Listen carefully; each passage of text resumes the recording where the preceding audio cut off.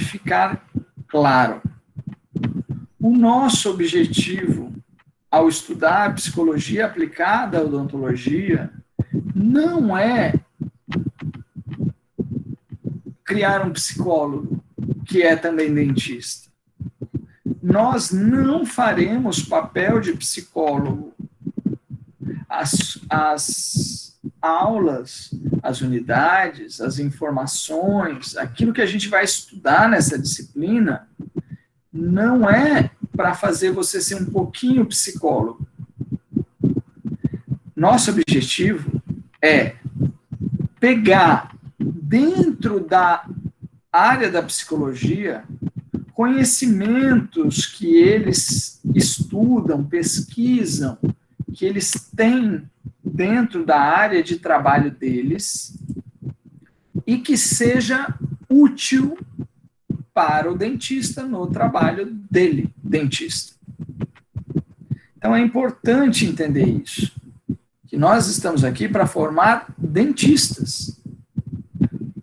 E a proposta de ter uma disciplina como essa é formar dentistas diferenciados.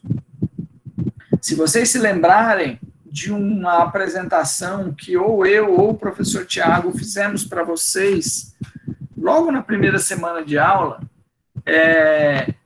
a gente falava que a gente não queria formar macacos, né, chimpanzés que sabem fazer as coisas, mas não sabem pensar, não sabem refletir a respeito daquilo.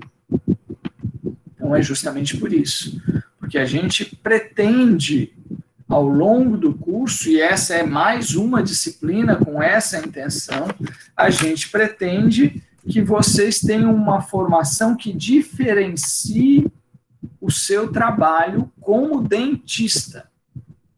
Como dentista. A título de informação, né, eu acho interessante vocês saberem, primeiro, tem algumas faculdades de odontologia que nem tem essa disciplina. E a grande maioria que tem uma disciplina de psicologia no curso, a disciplina é uma disciplina mais genérica. É uma disciplina que fala de conceitos de psicologia para a área de saúde. Essa mesma disciplina aqui, até 2012.2, eu cheguei na faculdade há 8 anos, né? Eu comecei a trabalhar aqui na Unileão em 2013.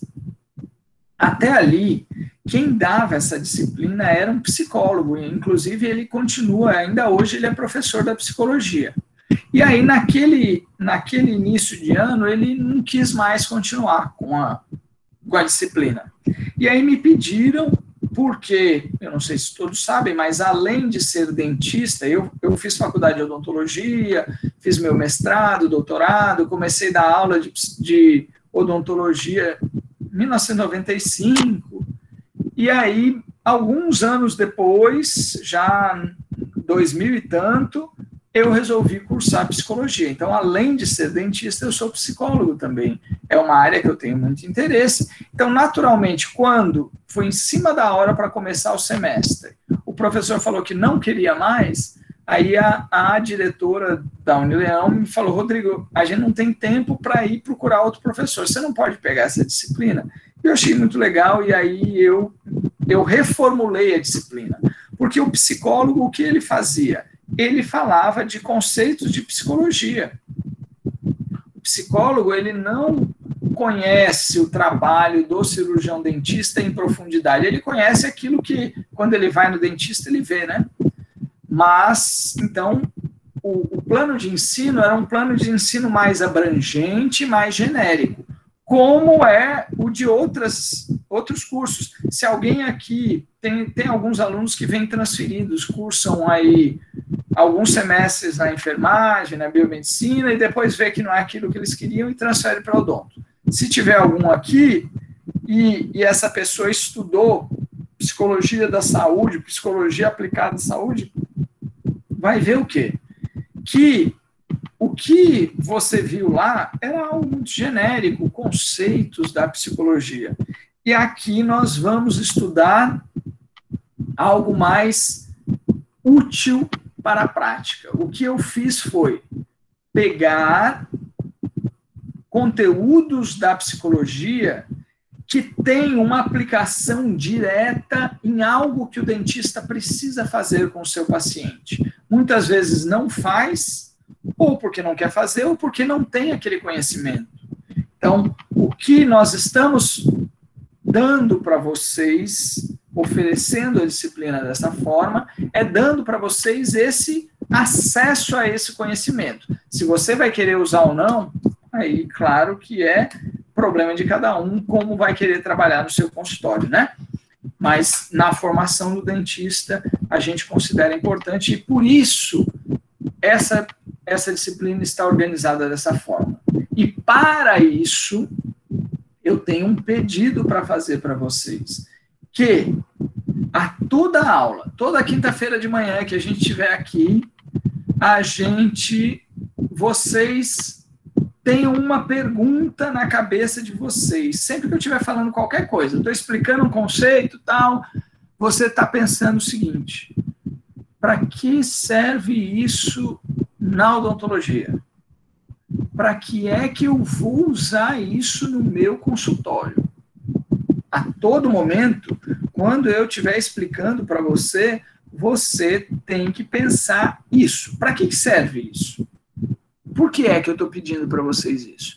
Porque se você não estiver vendo qual é a utilidade do que eu estou falando, a sua mente não vai fazer questão de aprender aquilo. A nossa memória, a nossa mente, ela tem uma atenção diferenciada para informações que a gente está recebendo e que a gente sabe que elas são úteis, em que condição, em que situação que eu vou utilizar. E aí você aprende melhor, você aprende mais fácil, você grava melhor. Então, por isso eu faço esse pedido. Se você, em algum momento nas minhas aulas, você pensar para que serve isso mesmo, e não conseguir ver qual a utilidade do que eu estiver falando, professor, deixa eu perguntar uma coisa, para que serve isso na odontologia? Me interrompa e me pergunte, para eu poder explicar, e aí fica mais fácil de você gravar aquilo que eu estou falando, porque daí você vai entender para que é que serve aquilo. Eu procuro a todo momento dar esses exemplos e explicar, mas se em alguma aula, porventura, você não estiver vendo qual é a aplicação, qual a utilidade do que eu estou explicando, me interrompa e pergunte. Ok? Beleza. Outra coisa que eu quero combinar com vocês é um ponto extra que eu vou dar tanto na V1 como na V2. Então, você pode ter 11 pontos, você pode ter nota 11, se você não conseguir fazer tudo, mas é um ponto extra. Quem quiser, para ganhar esse ponto extra, tem 3 critérios. 3 critérios. Primeiro critério, frequência na aula. Você precisa vir para as aulas. O professor não pode faltar nenhuma vez? Pode faltar uma vez, porque afinal, né, a gente nunca sabe, às vezes acontece alguma coisa, e aí você precisa faltar. Então, se você faltar uma vez, você ainda assim está concorrendo a esse ponto extra. Segundo critério, você tem que abrir a sua câmera. Tcharam! Então, você vai ter que trocar o seu pijama, fazer uma maquiagem, uma escovinha no cabelo, abrir a sua câmera para eu ver que tem gente aí do outro lado. E o terceiro critério, você tem que participar de algumas aulas, você tem que ter participação nas aulas. O que é participação nas aulas? É fazer uma pergunta, eu de vez em quando, e vocês vão ver, daqui a pouco já vou começar a compartilhar a minha apresentação aqui, e vocês vão ver no meu segundo slide que eu tenho uma pergunta para vocês. E eu faço isso com frequência. A aula de psicologia, ela exige uma troca de ideias entre a gente, né? Então, eu faço uma pergunta. às vezes as pessoas ficam todas caladas. Quando eu estou na sala de aula, eu vou andando entre vocês, cutuco um, cutuco o outro, a gente faz isso funcionar. Mas nessas aulas remotas, não tem sido muito fácil dar aula, sabe, pessoal? E aí, eu criei esse ponto extra para facilitar as coisas para mim. Agora, para vocês entenderem, e assim, muitas vezes parece que vocês não pensam em quem está do outro lado, né? Nos professores que estão fazendo o maior esforço para dar aula para vocês, as melhores aulas possíveis, e pedem, eu tenho certeza que as pessoas pedem, pessoal, vamos abrir as câmeras, e ninguém abre. Então, vocês têm que entender que para a gente que está dando aula, eu estou falando aqui, eu não sei se tem uma pessoa do outro lado. Quando eu estou dando aula numa sala de aula, a pessoa está olhando para mim, está balançando a cabeça, está fazendo cara de dúvida, enfim, eu estou vendo pessoas. E é extremamente difícil. E eu acho que outros professores não vão fazer esse negócio de dar ponto extra, eu escolhi fazer isso, porque realmente está muito complicado para mim, enquanto professor, eu estou tendo dificuldade para dar aula sem ver as pessoas. Então, quem quiser, não é obrigatório, mas quem quiser, ganha um ponto extra. Agora, tem aula que não vai dar ponto extra. Aí cabe à sua consciência. Se você quer ter uma aula melhor, se você quer estimular a pessoa que está do outro lado lá, o seu professor, que é um ser humano, que tem um tanto de coisas que eu acho que ele merece em termos de consideração por tudo que ele está tendo que se esforçar para fazer para vocês, que vocês já se preparem para fazer isso. Aí, assim, a gente vê que, às vezes, o aluno está fazendo a aula, mas está fazendo outra coisa. Para vocês terem uma ideia, na aula da primeira turma, tinha uma pessoa que estava indo para o carro, estava dentro do carro, resolvendo não sei o que lá. Tal. Então, parece assim, vocês perderam o costume de entender que tem um horário que você tem aula, que não basta só você ligar e ficar ouvindo a pessoa falar, que é preciso você prestar atenção no que está acontecendo, você reservar aquilo, falar para o seu pai, para sua mãe, para o seu irmão, mãe, na hora de ir no mercadinho, essa hora não dá, eu estou fazendo aula. Então, fica essa proposta. Hoje, como eu sei que muitas de vocês não tiveram tempo para fazer escova, né?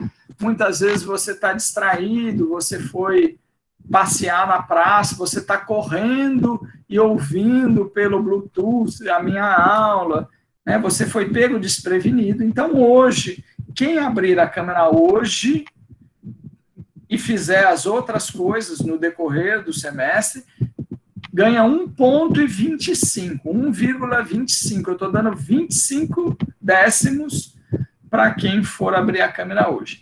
A partir da semana que vem, vale a regra para todos, 1 ponto. Quem não quiser abrir, obviamente, paciência, não abra, aí não tem chance de ganhar esse ponto extra, ok? E aí fica, além da minha aula, um pedido que eu faço, até como um apelo de carinho e consideração com os seus professores, que vocês tenham o costume de fazer isso independente de ponto extra. Que vocês entendam que o professor precisa de algum estímulo, de alguma motivação, e ver vocês, né, eu enquanto estou dando aula, por exemplo, na aula da primeira turma, 4 pessoas abriram a câmera. Tudo bem, eram 4 pessoas que eu estava falando e que daí balançavam a cabeça. Quando eu perguntava alguma coisa, a pessoa fazia um joinha, fazia um nãozinho, né? Aí, ó, já teve um coleguinha que já se sensibilizou, eu já agradeço aí, Isaac. Já estou anotando seu nome aí para... Aí, mais um, show de bola, Paulo. Eu vou anotando os nomes, que são pessoas que podem ganhar até 1,25. Então é isso. Aí, mais gente, show de bola. Rian, João Kleber. Opa! Essa sala tem gente mais sensível, que cede aos apelos do professor. Que bom. Alana, Emanuele. Me dei um tempinho aqui para anotar esses nomes. João Vitor. Nossa, é uma coisa boa. Jadna. Quem mais aqui que eu não... Juane. Bianca. Eu, professor, também. Calma que eu chego, tem muita gente abrindo aí. Deixa eu ver quem foi. Quem foi que falou eu também? Marcelo. Marcelo, cadê o Marcelo? Não tô vendo você. Ah, muito bem, agora eu vi você, Marcelo. Marcelo. É porque quando se fala em ponto, a gente se sensibiliza. Mas na turma das 8, das 7h30, acho que o povo estava tudo deitado de camisola, só 4 abriram, viu? Yarley. Tem mais um aqui, Pedro. Aí tem que abrir e ficar abertinho, tá, gente? Não adianta só abrir, dar o tchauzinho e fechar de novo. Ana Carolina.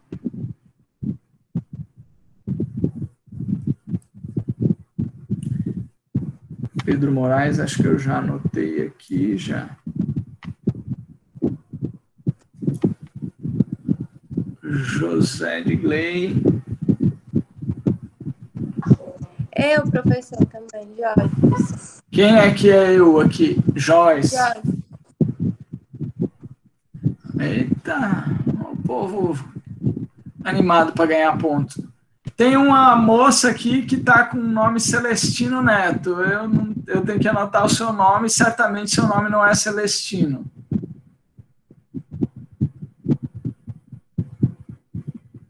Não, agora apareceu o rosto de um rapaz no Celestino. Então é Celestino mesmo. Quem era a moça que estava aqui? Era a Bianca, o nome embaixo estava Celestino. Coisa estranha. Vamos lá, deixa eu ver se tem mais alguém. Acho que não. Então, vamos professor, lá. Yarley. Quem é eu? Arthur. Deixa eu ver se eu já... eu já anotei Arthur César, não é isso? Luma também. Eu vou falar aqui. Yarley, Paulo Davi, Isaac, Rian, Arthur César, Alana, Marcelo, Wani, João Vitor, Emanuele, Jadna, Bianca, Ana Carolina, Pedro Moraes, Redla, José de Gley, Joyce e Celestino. Luma também ligou, viu? Luma. Muito bem. Mais alguém? Carla Emanuele. Eu, professor. Carla Emanuele. Francisca Leiliane, professor. Francisca Leiliane.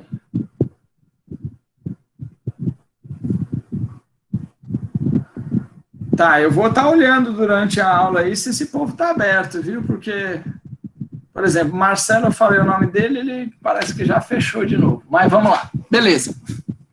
Legal, grato, agradeço para vocês. Se vocês soubessem a diferença que faz para a gente, eu tenho certeza que vocês não fechariam. Se vocês forem no YouTube e procurar uns vídeos que tem quando alguns alunos de ensino médio, tal, tem alguns vídeos lá que são emocionantes, que a turma combina de abrir as câmeras num determinado dia e filma a reação do professor. O professor se emociona, chora, por quê? Porque é muito solitário dar uma aula sem olhar o rosto das pessoas.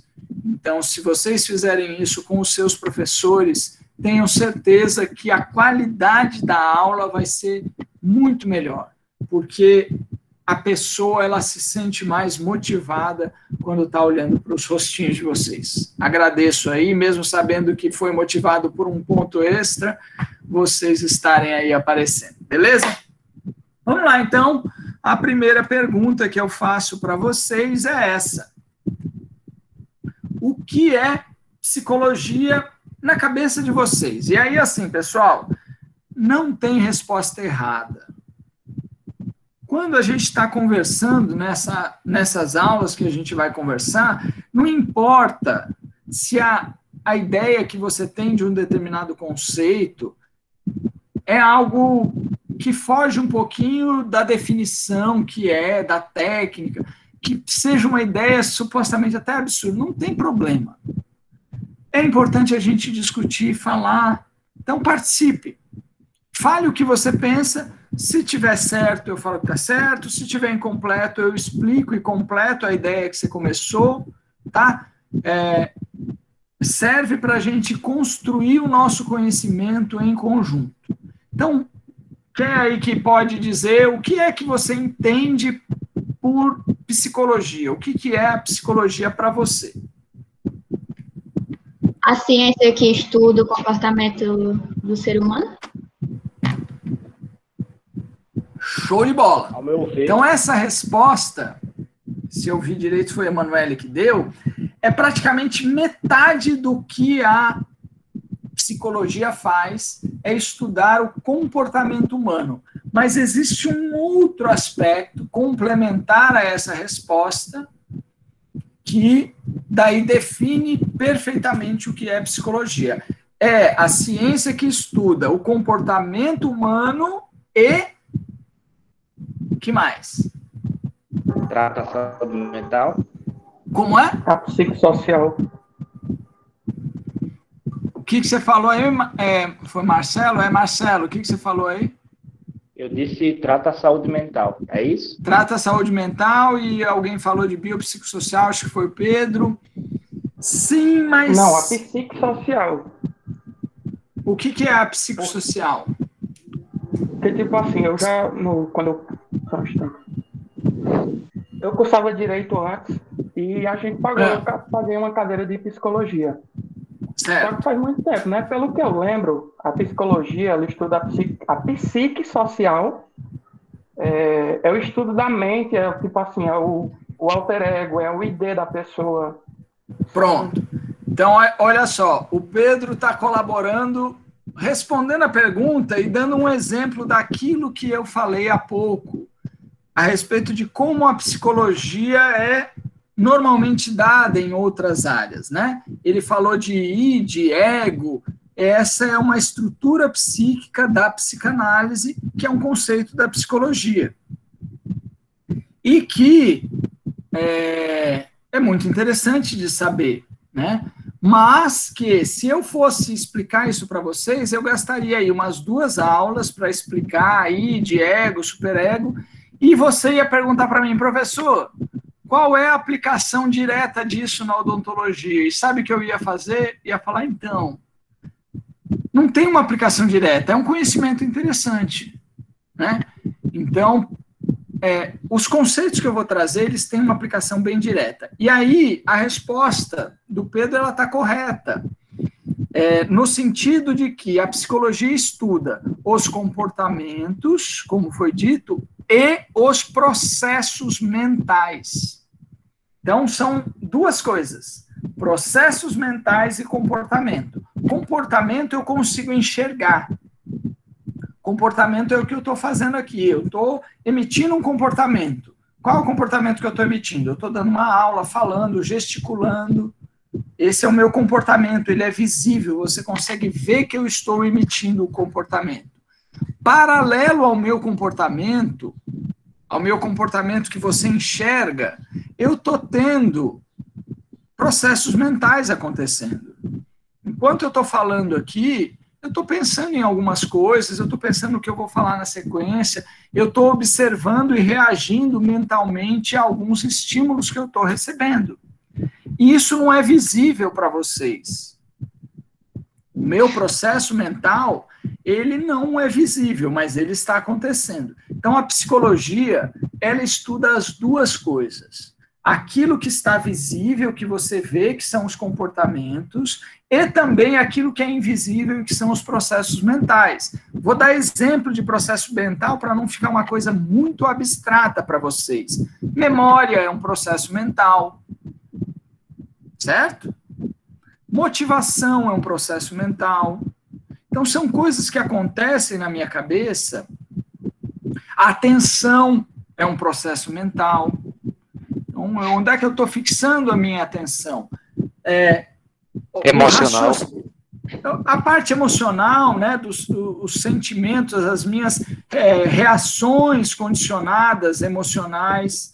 Então, tudo isso, o medo, por exemplo, a pessoa tem medo. O que é o medo? Tem a ver com uma emoção aí, igual o colega falou, e que é um processo mental. Às vezes, você vai ver no meu comportamento sinais de que eu estou com medo. Então, às vezes, você vê a pessoa assim, meio encolhida, se tremendo. Se a pessoa está se tremendo em Juazeiro, certamente não é de frio, né? Então, a pessoa está, o quê? Com medo. Você identifica, olha, a pessoa está com medo. Mas nem sempre. Às vezes, a pessoa está com medo e ela não demonstra. Às vezes, a pessoa está com raiva e ela não demonstra.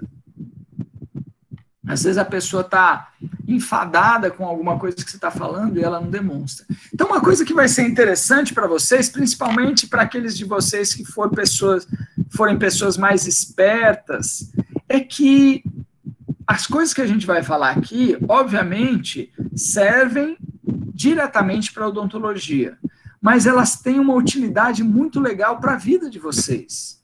Porque a gente vai estar falando de relações humanas, a gente vai estar falando de comunicação, a gente vai estar falando de motivação. Qual de vocês aí que já não quis fazer uma mudança de algum hábito seu? Por exemplo, nossa, estou precisando fazer mais exercício físico, quero malhar na academia, eu quero começar a fazer corrida, quero andar de bike, ou quero fazer uma dieta, vou parar de tomar refrigerante. E aí se propôs a fazer isso no dia 31 de dezembro, e quando foi no dia 1º de janeiro, a hora que começou, já não conseguiu continuar. Quantos já não fizeram isso? Pois é, aí. Eu também já fiz isso, né? E aí, se a gente for lá na psicologia, a gente vai descobrir que lá o povo, do mesmo jeito que a gente faz na odontologia, eles fazem pesquisa.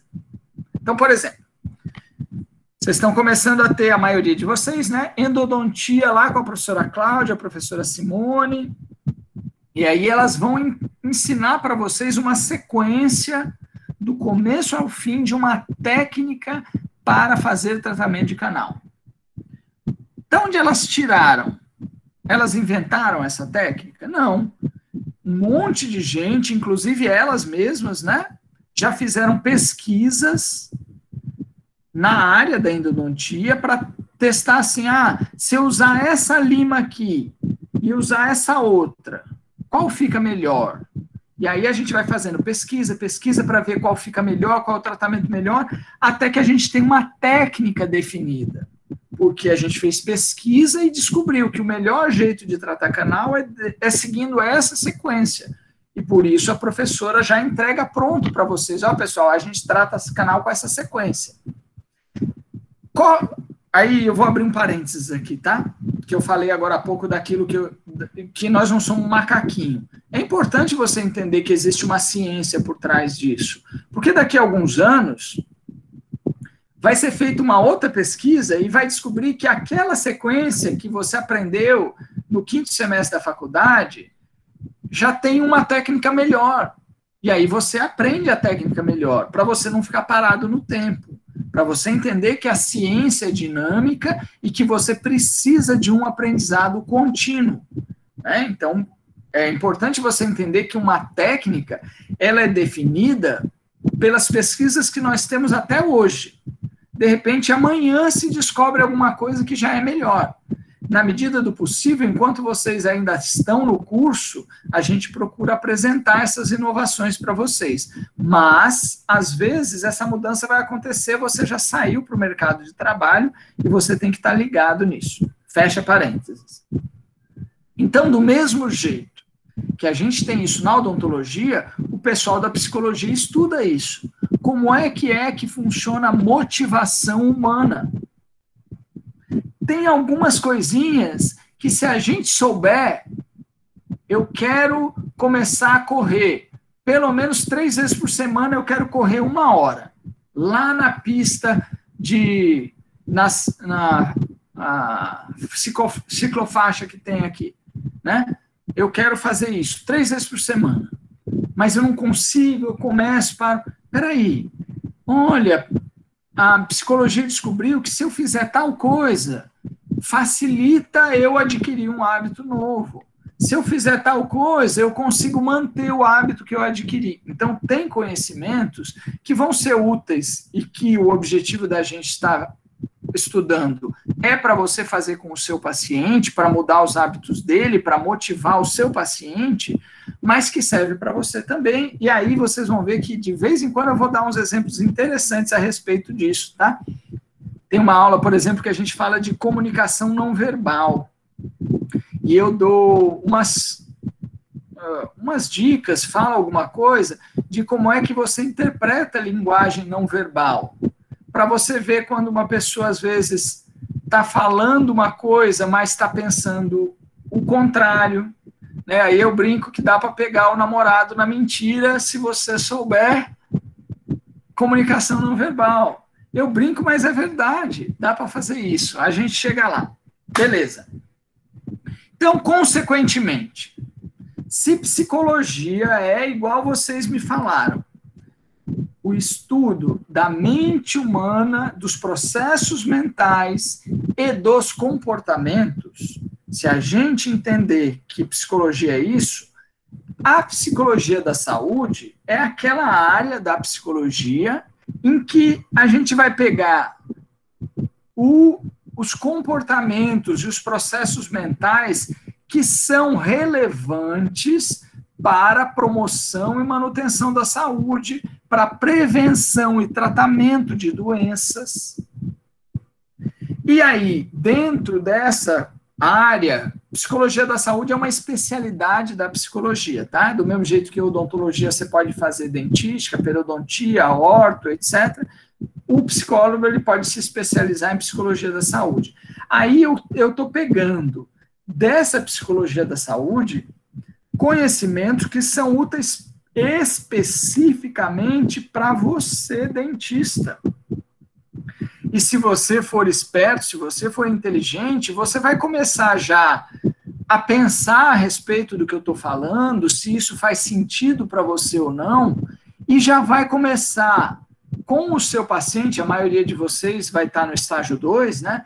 Com o seu paciente do estágio 2, você vai começar a colocar em prática o que a gente vai conversando aqui. E você vai, no decorrer desses anos que ainda você tem pela frente, que são 3 anos aí, você vai observar a diferença que faz quando você incorpora na sua prática profissional os conceitos que a gente vai estudar. Como é que você vai comparar? Porque se você resolver colocar isso em prática, certamente vai ter um coleguinha do seu lado que não vai fazer isso. E aí você vai observar a dificuldade que ele tem com o paciente dele, para fazer o paciente dele escovar dente, para fazer o paciente dele comparecer à clínica. E você vai ver que pessoas que incorporam os conhecimentos que a gente vai trabalhar na disciplina no atendimento do paciente, essas pessoas, o paciente falta pouco, o paciente colabora mais com o tratamento. Então, no final da aula, eu vou falar um pouco mais a respeito disso, do benefício que você, profissional, vai ter de incorporar isso na sua prática. Beleza. Agora eu vou falar de um conceito, que é o conceito de modelos de abordagem à saúde, e que é um conceito, você vai ficar de saco cheio de me ouvir de falar de biomédico e biopsicossocial. Eu vou falar disso em toda a aula. Por quê? Porque só faz sentido eu estudar psicologia aplicada à saúde se eu entender o que são esses modelos. E se eu decidir que eu preciso adotar o modelo biopsicossocial. O que são esses modelos? São modelos que, pela maneira como o profissional vê a sua inserção no atendimento dos pacientes, pelo modelo que o profissional vê as doenças, as causas das doenças, quem é responsável por por tratar as doenças, ele adquire certos conhecimentos e certas maneiras de tratar, certa maneira de se relacionar com o paciente, que pode limitar a ação dele ou pode extravasar a ação dele. Então é o seguinte, deixa eu ver aqui o que o povo está... o povo... Ok. Então, vamos lá. Eu vou explicar para vocês esse posicionamento fazendo perguntas, tá? Para vocês entenderem melhor. Então, para o profissional biomédico, e aí vamos entender o seguinte, essa questão de modelo de abordagem é uma questão de evolução científica. Não é uma coisa só assim de eu resolvi dar um nome novo. Por quê? Até a década de 50 do século passado, a gente não tinha certos conhecimentos que a gente tem hoje. Eu acredito que todos vocês se lembram, em algum momento, em alguma PPS, ou talvez mais de uma vez, vocês ouviram dizer que a Organização Mundial da Saúde define saúde como bem-estar físico, psicológico e social, certo? Então, é um bem-estar físico, biopsico e social. Então, a abordagem, o modelo biopsicossocial é um modelo mais moderno, no sentido que ele incorpora o que a ciência descobriu. Como assim o que a ciência descobriu? A ciência, ao longo dos anos, vem demonstrando que, além de fatores puramente biológicos, fisiológicos, bioquímicos, nós temos, influenciando nesse processo de saúde e doença, fatores psicológicos e fatores sociais. Se a gente pensar em termos de causa da doença, para o modelo biomédico, vamos trazer para a odontologia, tá? Para o modelo biomédico, a causa da cárie é o quê? Streptococcus mutans. O que causa a cárie? É bactéria, Streptococcus mutans. Então, é só isso mesmo? O que a gente descobriu ao longo dos anos restringe a causa da cárie só na presença de bactéria? Não. Eu tenho certeza absoluta que a professora Erusca, quando ela deu cariologia para vocês, ela falou daquela trilogia de cais, né? Então, onde você tem o hospedeiro, onde você tem a dieta e onde você tem a bactéria. A bactéria tem um papel? Claro que tem. Então, quer dizer, o biopsicossocial, ele não ignora o papel biológico. Tanto é que o nome é bio, então o papel biológico, claro que a bactéria tem um papel nessa doença. Não tem dúvida que tem. Agora, além da questão biológica, existe uma questão psicológica envolvida. Porque, se você for pegar a cárie particularmente, eu tenho hábito higiênico e hábito dietético, que impacta diretamente no desenvolvimento da doença.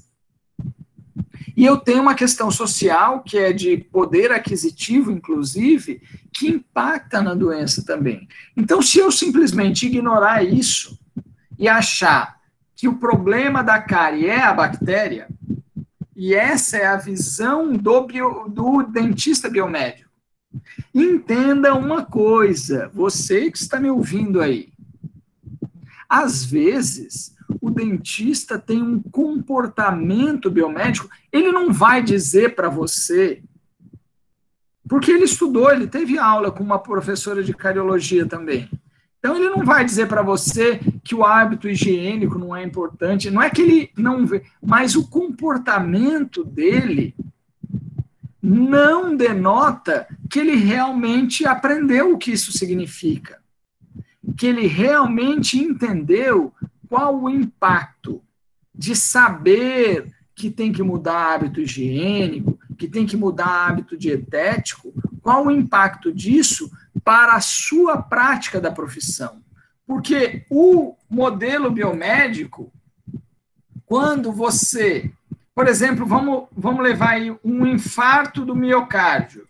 No modelo biomédico, o profissional, ele entende o que é que causou. É o entupimento da artéria. Você pode estar pensando, professor, mas não é o entupimento da artéria? É, mas esse entupimento da artéria é a consequência. O que causou esse entupimento são hábitos do paciente. Então, adianta, no caso do modelo biomédico, o tratamento é sempre medicamento, cirurgia. Adianta eu fazer tudo isso se eu não enxergar o ser humano como um todo, se eu não tiver uma abordagem integradora em relação à cárie, por exemplo.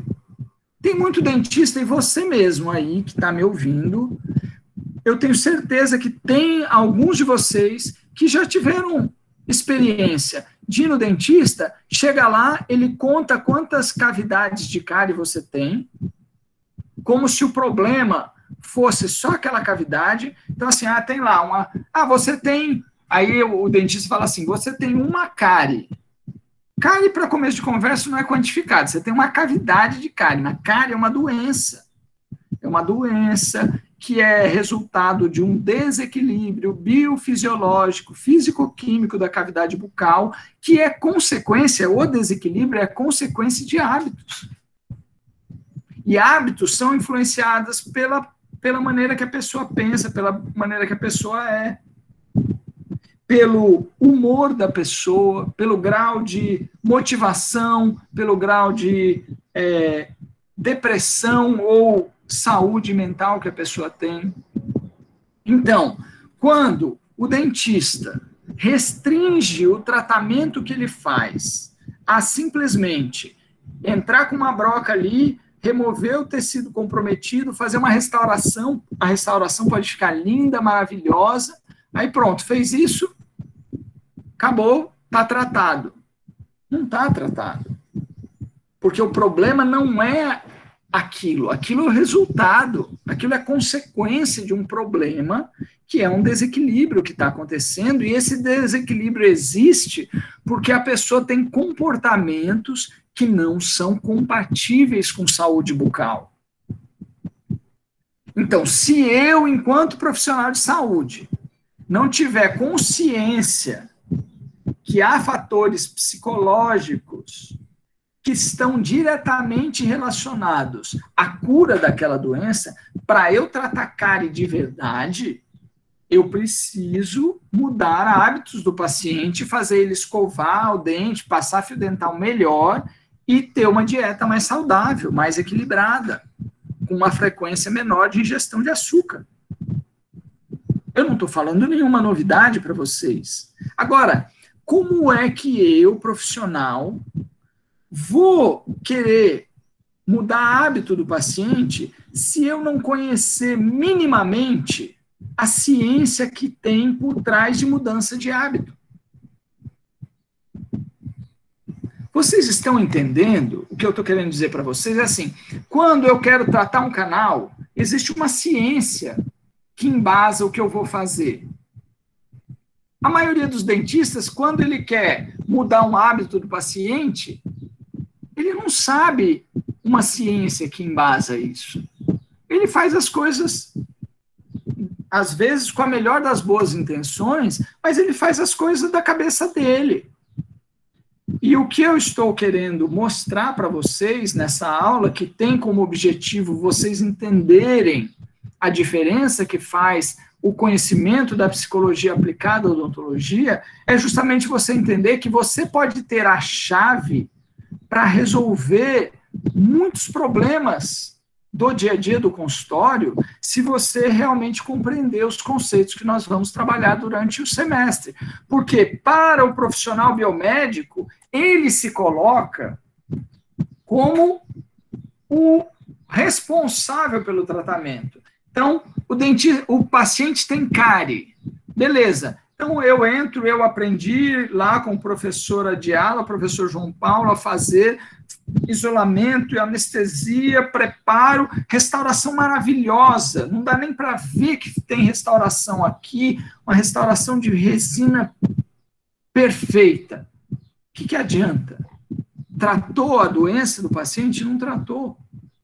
Porque o que a ciência vem demonstrando, isso vale para a odontologia, mas vale para a fisioterapia, biomedicina, medicina, enfermagem, toda a área de saúde, o que a ciência demonstra é que a cura de qualquer problema de saúde, ela acontece quando há uma parceria. O paciente, ele sempre é importante para o tratamento. Então, se você não aprender a olhar para o seu paciente, a tratá-lo, quando eu digo tratá-lo, é na sua relação com ele, considerar que é relevante a vivência dele, por quem ele é, pelas coisas que ele acredita, pela maneira como ele pensa, pela maneira como ele sente as coisas, pelos medos que ele tem. Porque o que a gente vê na maioria dos casos é o dentista atendendo um paciente como se fosse aquele Bob lá do laboratório, como se fosse um boneco, como se fosse um ser que não tem sentimento, que não acorda mal-humorado às vezes. Eu vou contar uma coisa triste até. Eu tenho um grande amigo de infância que está passando por uma situação de vida muito difícil, um quadro de depressão e tal. Outro dia eu liguei para ele para conversar um pouco e tal. Aí ele passa por fases, né? Ele falou, Rodrigo, olha, para você ter uma ideia como eu tô, faz 3 dias que eu não escovo os dentes. Né? Isso é triste, porque ele sabe da importância que tem escovar os dentes, mas ele está numa situação de vida tão complicada que ele não tem a energia, a motivação, aquilo que precisa para levantar da cama, ir até o banheiro e escovar os dentes. Ele mesmo se entristece com isso. Ele falou, Rodrigo, eu não tomo nem banho. Olha só. Então, a gente desconsiderar tudo isso, claro que essa é uma situação extrema, né? Eu estou falando de uma situação extrema. Mas eu tenho que entender que no dia a dia, as pessoas têm as coisas dela, igual você tem as suas. Você tem as suas. Então, cabe ao profissional procurar compreender quem é esse paciente. Eu vou botar uma foto lá no finalzinho da aula que eu vou falar um pouco isso. E aí eu vou trabalhar cada paciente individualmente. Porque eu posso ter 2 pessoas aqui, estou olhando lado a lado aqui a fotinho, a imagem do Isaac e do Celestino. E aí, igual, eles podem sentar os 2 igual na minha cadeira, eu examino, os 2 têm uma cárie no primeiro molar inferior direito. O tratamento que eu vou fazer com um, certamente não é o mesmo que eu vou fazer com o outro. Por quê? Porque aquela consequência que eu estou enxergando como uma cavidade de cárie, no caso de um deles, pode ser um desequilíbrio na dieta, uma pessoa que compensa carências e ansiedades comendo doce o dia todo. Para o outro, pode ser uma pessoa que tem preguiça de escovar o dente, nem come tanto doce assim. Então, perceba, o tratamento de um é diferente do outro. Pode ser que o que está faltando para um é só o conhecimento, que é uma pessoa automotivada, eu nem vou precisar, mas eu preciso transmitir conhecimento para ela a respeito do processo de saúde e doença em relação à cárie. Então, o que eu estou querendo mostrar para vocês é que este processo, ele depende de um reconhecimento por parte do profissional de que o paciente é peça fundamental para a cura das doenças. Seja cárie, seja doença periodontal, cura, prevenção e promoção de saúde. A manutenção de saúde do paciente depende disso. O profissional, com um olhar biomédico, ele enxerga saúde e doença como duas coisas separadas. Como se eu fosse sair da doença para a saúde num pulo. Quando, na verdade, o que eu tenho é uma graduação de cinza. Entre o branco e o preto, eu tenho uma graduação de cinza. Assim também é da doença para a saúde. Porque eu vejo, às vezes, alunos frustrados na clínica.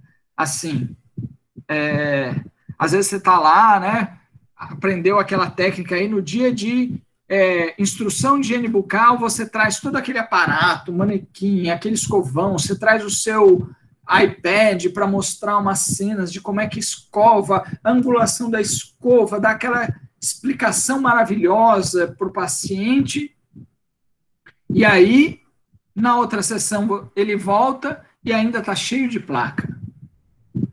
Aí, normalmente, qual é a reação dos alunos e dos profissionais, a maioria dos profissionais? É assim, esse paciente não é colaborador.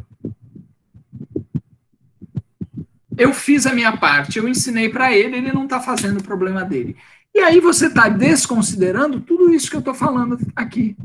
Que a pessoa tem as motivações dela, ela tem uma vida organizada de uma determinada forma, tem os seus hábitos, e que você vai ter que entrar um pouco nesse mundo dela e utilizar conhecimentos que são advindos da área da psicologia a respeito de como funcionam os processos mentais para poder interferir com isso que está acontecendo e que dificulta o paciente fazer a mudança de hábito. Lembre-se sempre de você próprio quando você precisa fazer uma mudança de hábito.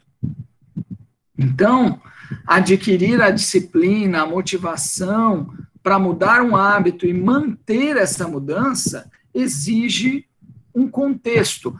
O meu papel, eu não tenho como, e tem algumas situações que a gente faz o que pode, mas não consegue, tá?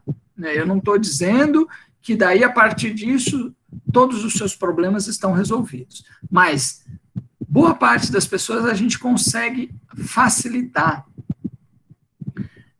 Eu vou criar um contexto em que a mudança é mais fácil. Eu vou criar um contexto em que a pessoa vai sentir dentro dela uma vontade maior de participar desse tratamento. Para começo de conversa, eu vou vê-lo como um parceiro meu. Eu não vou vê-lo como alguém desnecessário para o tratamento. E só isso já faz toda a diferença. Porque eu vou ter mais atenção nas coisas que ele me fala. Eu vou perceber, não só na fala, mas nos gestos, na maneira desse paciente, mensagens que eu vou decifrar e vou utilizar nesse tratamento individualizado que eu vou fazer com o paciente, ok? O profissional biomédico, ele vê mente e corpo como duas coisas separadas. O profissional que tem uma visão biopsicossocial, ele entende que a ciência já demonstrou que uma coisa está interligada na outra. Eu vou dar um exemplo básico aqui, um exemplo básico. Hoje, nós sabemos claramente que uma pessoa que ela tem um otimismo na vida, é essa pessoa que levanta já de bom humor, mesmo tendo que fazer um tanto de coisa que são um saco de fazer, tem coisas que são ruins de fazer na vida e que a gente tem que fazer mesmo assim? Tem. Todos nós. Uai, eu estava falando agora há pouco, dar aula sem ver a cara do povo é um saco, mas eu tenho que fazer mesmo assim e tenho que fazer o meu melhor mesmo assim. Né? Se você pegar uns vídeos das aulas que eu dei semestre passado, boa parte delas era sem ninguém aí. E a gente está fazendo o nosso melhor, fazendo de conta que tem gente. Né? Mas, certamente, tem condições que são mais fáceis. Então, as pessoas que têm um bom humor, que têm um otimismo e tal, o sistema imunológico delas é melhor do que pessoas que são mais depressivas, mais pessimistas. Isso é constatado. Você faz um exame de células de defesa. Olha aí, temos uma convidada especial para a aula. Olha que belezinha. Que gracinha. Sua filha, Joyce? É, Que linda. Qual o nome? é Jade. Linda. Bem-vinda, Jade. Então, essa conexão entre mente e corpo, ela é inseparável. Eu não tenho como dissociar mente e corpo. E a partir do momento que eu compreendo de fato isso, né, que eu entendo que a pessoa que tem cárie não é só porque ela está infectada com Streptococcus mutans. A pessoa que tem cárie tem todo um processo acontecendo ali que precisa da minha atenção profissional. Eu começo a entender, então, qual é o papel de eu estudar psicologia para ser um bom dentista. Porque se eu estou pensando em processos de saúde e doença, eu entendo que a alimentação, a maneira como a pessoa é na vida, os cuidados que ela tem com ela mesma, o tipo de coisa que ela usa. Por exemplo, existem hábitos, existem substâncias que são nocivas. Exemplo, cigarro. Um paciente que chega num consultório odontológico e é fumante, e o dentista não fala nada para ele a respeito dos malefícios do cigarro e não se propõe a ajudá-lo a parar, caso ele queira, é uma pessoa que está tendo uma visão pequena do seu papel na promoção de saúde. Por quê? Porque, além da saúde geral do paciente, nós sabemos que um dos problemas que o cigarro causa é câncer de boca e faringe. Então, como é que eu não vou falar nada? Muitas vezes, quando você examina a boca de um fumante, você já consegue enxergar lesões leucoplásicas, que às vezes ainda não são lesões de câncer, tal, mas já são lesões que podem potencialmente cancerizar. Então, como é que eu, profissional de saúde, não vou falar nada? Não vou me dispor a entender e auxiliar o paciente a parar de fumar se ele estiver disposto. Claro que eu não vou obrigar, não me cabe, né, são decisões pessoais, mas eu preciso dizer, assim como o paciente que faz uso abusivo de álcool. Então, eu preciso dizer por quê? Porque eu sei, porque eu estudei patologia e patologia bucal com o professor Jadson, e eu sei que o uso de tabaco e álcool aumenta o risco de câncer bucal. Simples. Bom, e além disso, vocês certamente viram também nas PPS com os professores a importância de diversos fatores sociais, comunitários, de estilo de vida no impacto das doenças. E aí, aquilo que eu falei, aquele slide que eu ia mostrar para vocês, que é esse. Vocês veem aí duas pererequinhas muito bonitinhas, coloridas. Na primeira, ela está protegida da chuva por uma folha. A outra, ela está exposta à chuva. As duas estão no ambiente de chuva. O que eu estou querendo mostrar com isso? Quando você recebe um paciente, desde o momento que você cumprimentou o paciente, até o momento que você está conduzindo a anamnese, qualquer conversa, o exame físico do paciente, o exame intra e extrabucal, você tem que estar a todo momento procurando fatores protetores, representados aqui por essa folhinha que protege, e fatores de risco, que expõem o seu paciente a potenciais patologias.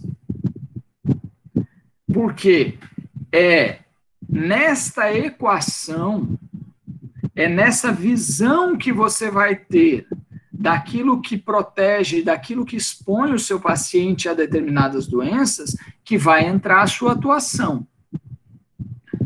Claro que você vai localizar na boca do paciente muitos prejuízos que já aconteceram e que precisam de reparo, que precisam de procedimentos específicos, extrações, tratamento de canal, próteses, enfim, tudo aquilo que a gente tem a obrigação de fazer de maneira com a maior excelência.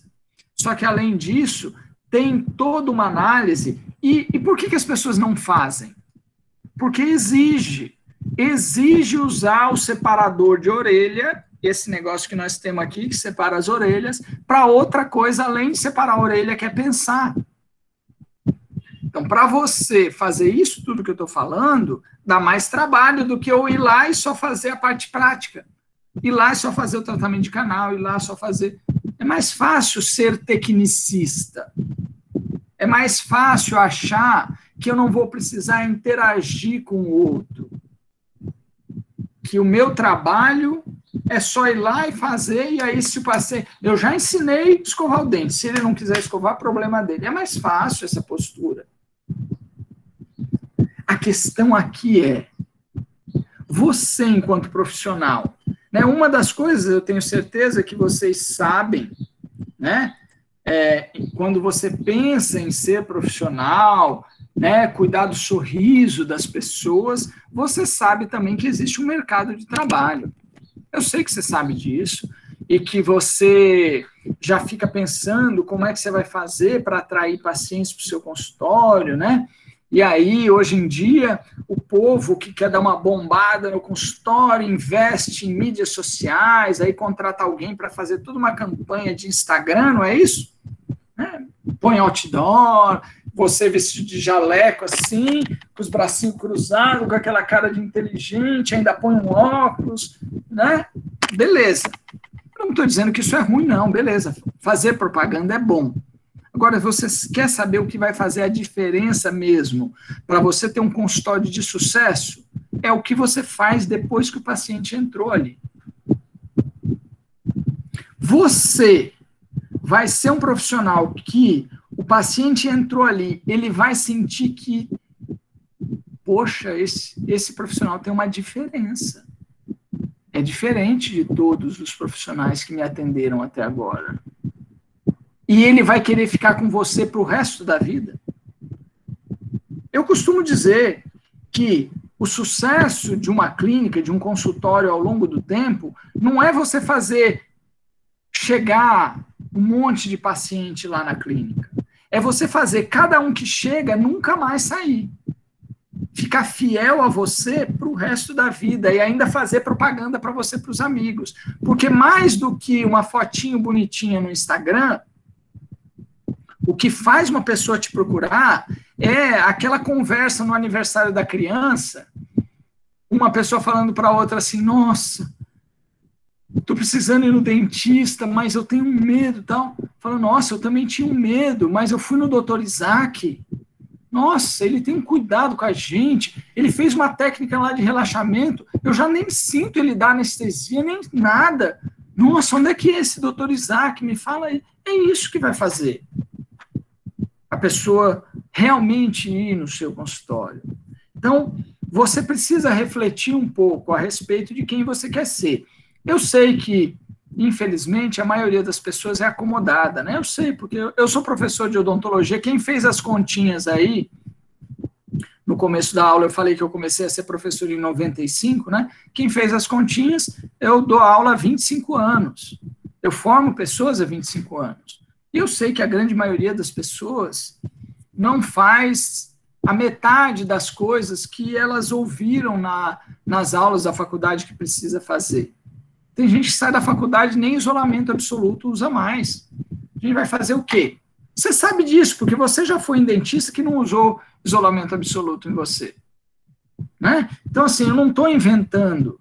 É assim. E olha, você agora que está aqui, acabou de sair da dentística, ouviu tudo aquilo que é importante fazer isolamento absoluto.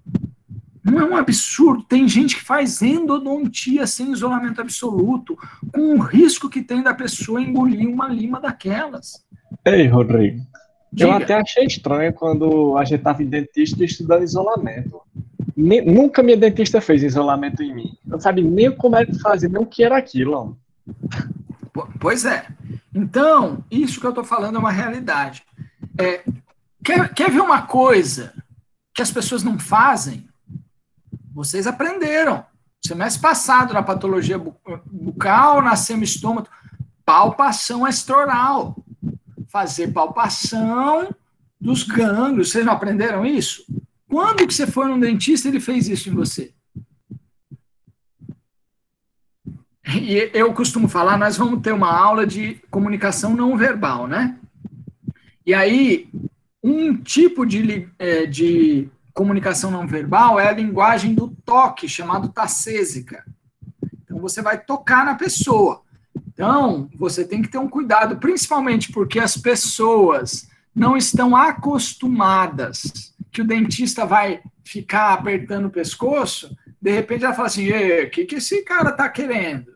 Né? Ou é uma moça, né, uma de vocês aí, fazendo palpação, fala, ela está querendo alguma coisa comigo. Né? Então, causa um choque. Por quê? Porque as pessoas não estão acostumadas que o dentista faz um negócio desse. Agora, imagina que você vai num profissional e ele faz isso e te explica, olha, eu agora vou fazer um exame, que é um exame de palpação, em que eu vou examinar os gânglios para detectar, às vezes, algumas doenças que a pessoa tem na boca ou no pescoço e que aparece diferenças nos gânglios, tá? Aí você explica, obviamente.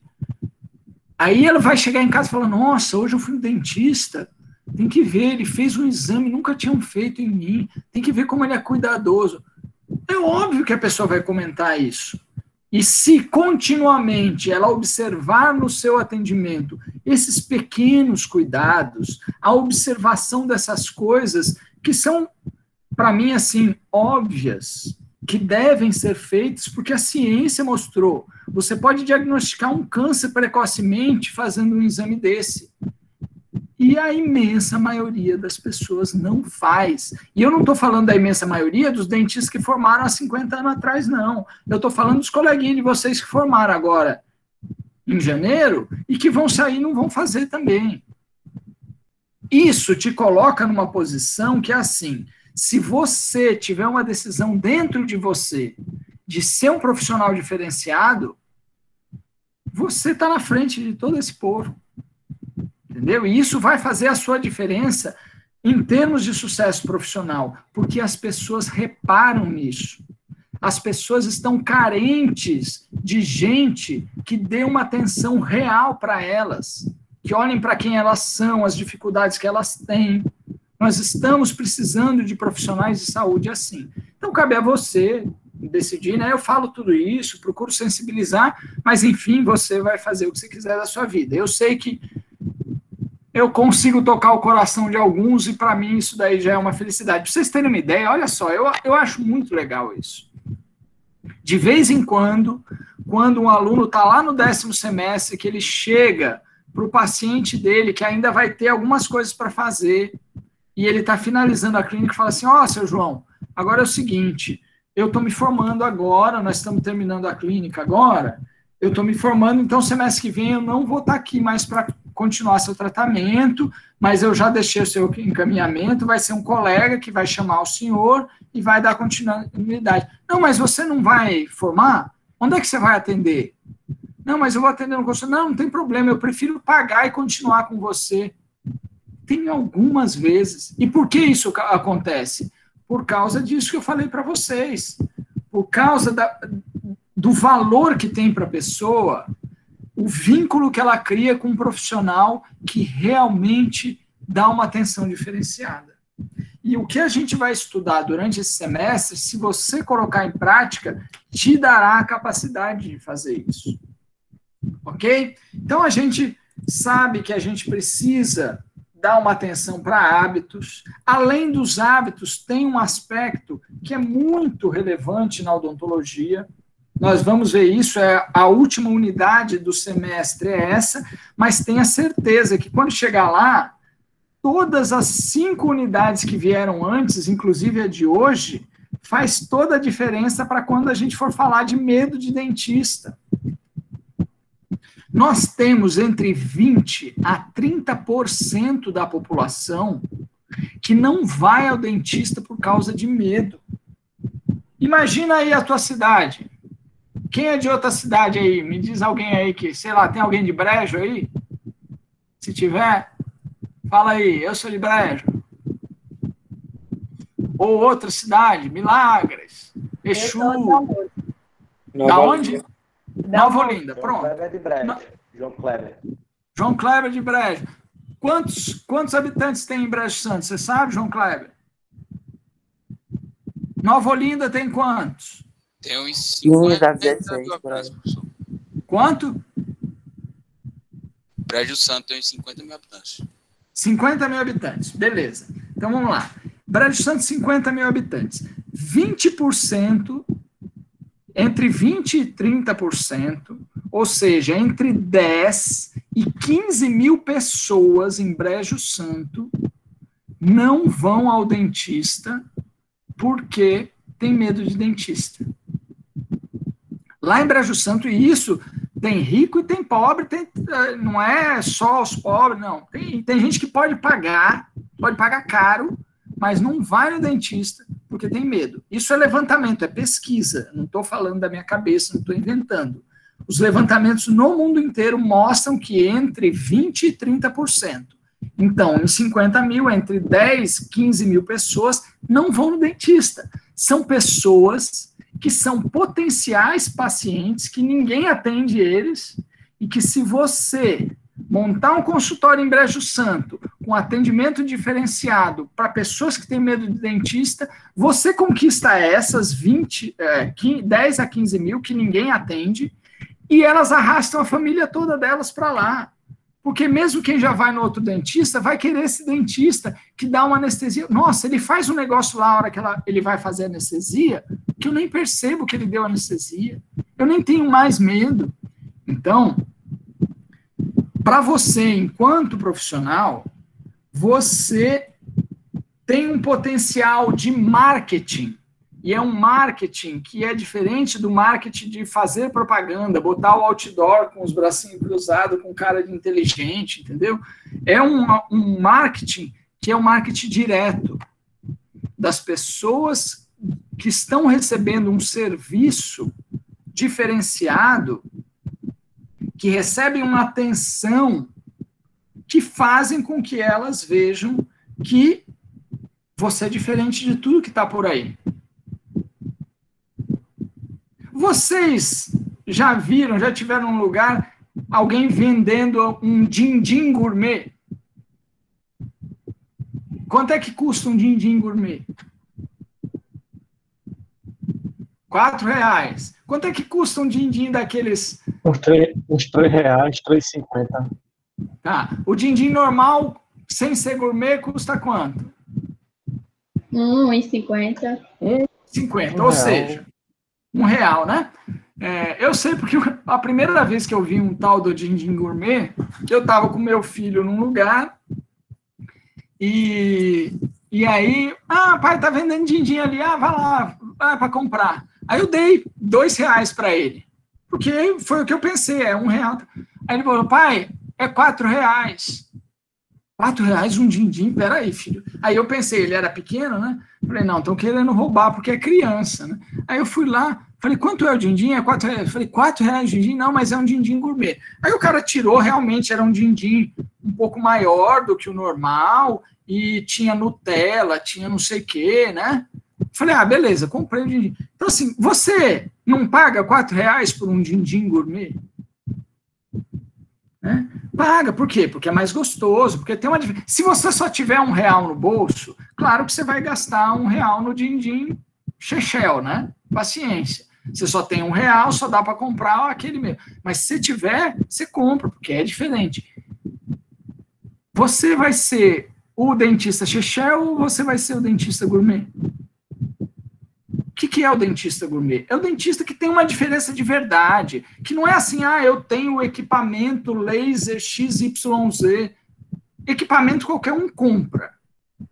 Fazer restauração bonita, também. Fazer um atendimento diferenciado, qualquer um pode fazer também, mas tem que se dedicar a isso. Tem que ter um conhecimento extra que normalmente as pessoas desprezam.